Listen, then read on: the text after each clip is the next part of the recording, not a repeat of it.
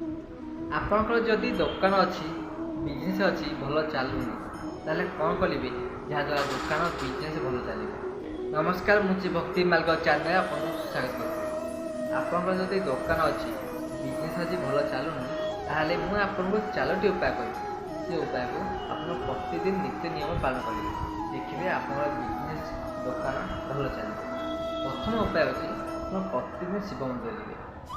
ଦ୍ୱିତୀୟ ଉପାୟ ହେଉଛି ଆପଣ ପ୍ରତିଦିନ ଦୋକାନ ଖୋଲିବା ପୂର୍ବରୁ ମା ଲକ୍ଷ୍ମୀଙ୍କ ମନ୍ତ୍ର 7 ଥର ଉଚ୍ଚାରଣ କରିବେ। ଯଦି ଆପଣ ମା ଲକ୍ଷ୍ମୀ ମନ୍ତ୍ର ଜାଣିନାହାନ୍ତି, ତାହେଲେ ଦେଖନ୍ତୁ ସ୍କ୍ରିନ୍ରେ ଶୋ ହେଉଛି, ଏହି ମନ୍ତ୍ରକୁ ଆପଣ 7 ଥର ଉଚ୍ଚାରଣ କରିବେ। ତୃତୀୟ ନମ୍ବର ହେଉଛି ଆପଣ ତ ଦୋକାନ ଖୋଲି ସାରିବେ, ଖୋଲି ସାରିଲା ପରେ ଆପଣ ଯେଉଁ ଠାକୁର ପୂଜା କରିବେ, ଠାକୁର ପୂଜାରେ ୟେଲୋ କଲର୍ ଫୁଲ ବା ଅରେଞ୍ଜ କଲର୍ ଫୁଲ ବ୍ୟବହାର କରିବେ। ପ୍ରତିଦିନ ଠାକୁର ଛାଡ଼ିବେ ଏହି ଫୁଲ ହିଁ ବ୍ୟବହାର କରିବେ। ଦେଖନ୍ତୁ ସ୍କ୍ରିନ୍ରେ ଶୋ ହେଉଛି, ଏହି ଫୁଲ ହିଁ ବ୍ୟବହାର କରିବେ।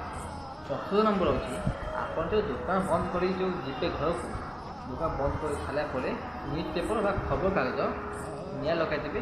ଯେମିତି ଆପଣ ଧୂପ ବା ଦୀପ ଆପଣ ଠାକୁର ବୁଲାନ୍ତି, ଠିକ୍ ସେମିତି ଦୋକାନ ବୁଲେଇ ମା ଲକ୍ଷ୍ମୀଙ୍କ ନାଁ ନେଇ ବୁଲେଇବେ, ଆପଣ ଘରକୁ ଚାଲିଯିବେ। ଏହି ଉପାୟକୁ ଆପଣ ପ୍ରତିଦିନ କରିବେ, ଦେଖିବେ 15 ଦିନରେ ଆପଣଙ୍କୁ ଫାଇଦା ନିଶ୍ଚିତ ମିଳିବ। କରି ଦେଖନ୍ତୁ।